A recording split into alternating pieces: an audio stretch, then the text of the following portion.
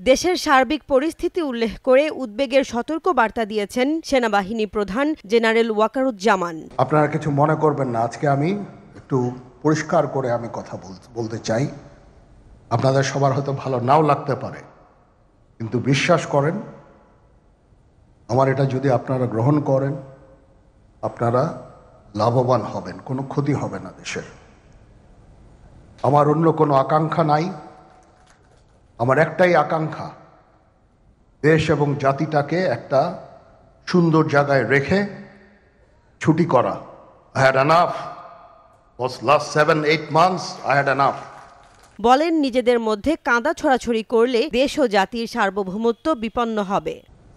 আপনারা যদি নিজেদের মধ্যে ভেদাভেদ ভুলে একসাথে কাজ না করতে পারেন, নিজেরা যদি কাঁদা ছোড়াছড়ি করেন, মারামারি কাটাকাটি করেন, এই দেশ এবং জাতির স্বাধীনতা সার্বভৌমত্ব বিপন্ন হবে। আমি আজকে বলে দিলাম, নাইলে আপনারা বলবেন যে আমি আপনাদের সতর্ক করিনি। আমি সতর্ক করে দিচ্ছি আপনাদের। এই দেশ আমাদের সবার, আমরা সবাই সুখে শান্তিতে থাকতে চাই। আমরা চাই না হানাহানি, কাটাকাটি, মারামারি।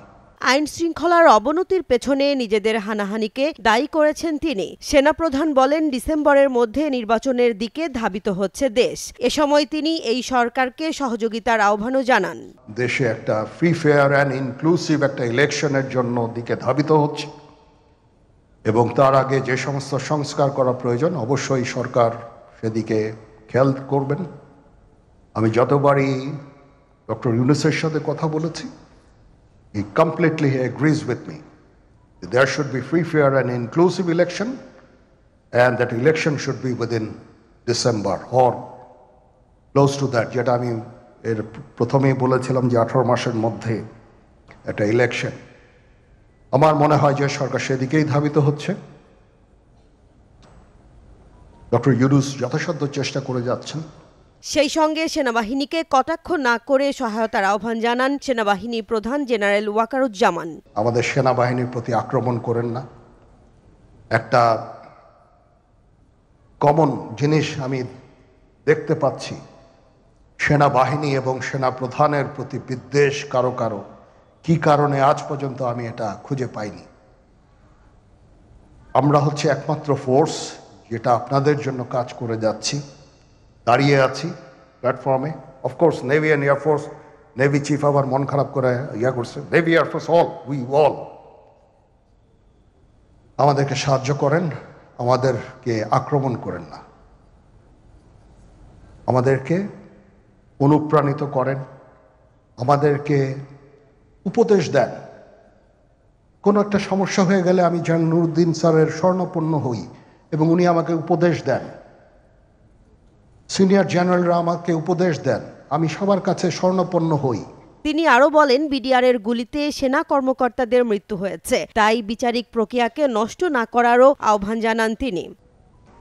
একটা জিনিস আমাদের সবসময় মনে রাখতে হবে,